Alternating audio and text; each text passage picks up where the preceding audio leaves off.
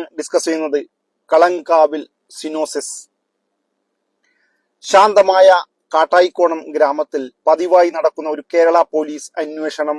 അപ്രതീക്ഷിത വഴിത്തിരിവുകളിലൂടെ നീങ്ങുന്നു. നിസാരമെന്ന് തോന്നിക്കുന്ന ഓരോ സൂചനകളും ചില്ലറ കേസുകളും വലിയൊരു പറ്റം ഞെട്ടിക്കുന്ന സംഭവങ്ങളിലേക്ക് വഴി തുറക്കുന്നതോടെയാണ് കഥ തുടങ്ങുന്നത്.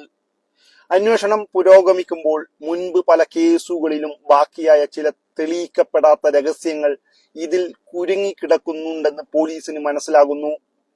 വഴിയിൽ തടസ്സമായി നിൽക്കുന്ന ചിലരുടെ ബുദ്ധിപരമായ പ്രതിരോധ തന്ത്രങ്ങളെ മറികടന്നുള്ള പോലീസിന്റെ ഈ അന്വേഷണത്തിലൂടെയാണ് കഥയുടെ ചുരുളഴിയുന്നത്. ഇതിൽ പോലീസായി വിനായകനും വില്ലനായി മമ്മൂക്കയും എത്തുന്നു.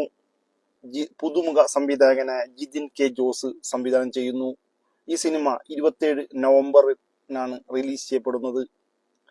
മമ്മൂക്കയും വിനായകനും രണ്ട് അഭിനയ കുലപതികൾ ഏറ്റുമുട്ടുമ്പോൾ സ്ക്രീനിൽ അഭിനയത്തിന്റെ തീപ്പൊരി ചിതറുമെന്ന് നമുക്ക് പ്രതീക്ഷിക്കാം.